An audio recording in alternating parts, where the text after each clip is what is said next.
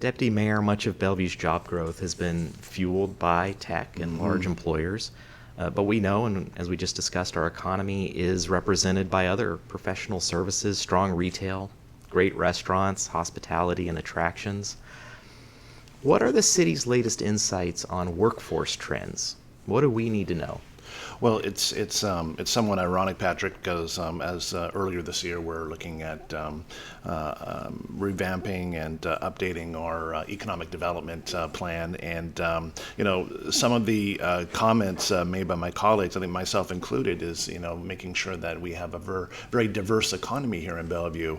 Ironically, though, it's actually worked to our advantage that we have been so tech heavy in our growth, and because tech companies have been better positioned to pivot during this pandemic. I mean, just the bottom line is a lot of tech workers can work from home, where those that might be in the retail or accommodation or restaurant industry, that's not really an option for them. So that's been very, very helpful for our economy for sure. And the numbers for those industries that I just mentioned are not great, and I'm sure that comes as no surprise to anybody.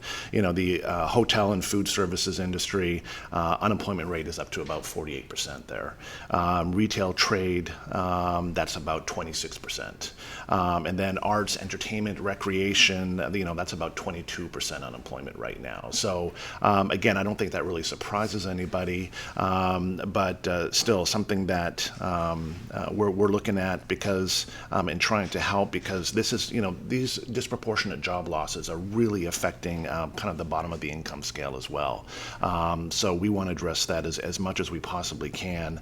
But there is already some glimmers of hope here, even during this pandemic. So, for example, hotel occupancy has obviously been very heavily impacted by the virus, but occupancy has doubled since April. Okay, so yes, we're going from about 10% to about 20%, but it is an improvement. So that still is a good sign.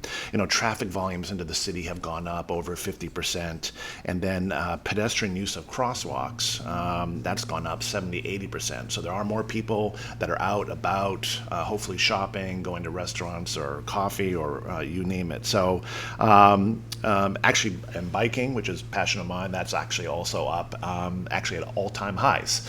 So that's a wonderful thing to see as well. But the other workforce trend that we're seeing, though, is obviously the work from home that I mentioned, and it'll be really interesting to see what the long-term impacts of that looks like. So we've already have Facebook and Microsoft and Amazon, most of them saying work from home till the end of the year, or maybe Q1 of 2021.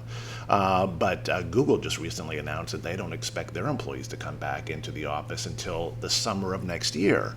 So now that's not mandated. It's certainly if some employees need to come into the office, they can. However, I think it does show a shift in some of the mindsets that people can be effective working from home. They don't actually need to be actually in the office to be effective. So it'll be really interesting to see what that does to kind of the tech landscape going forward. But it's a very during this pandemic, it's a very fluid situation. So something that we'll be tracking very closely moving forward.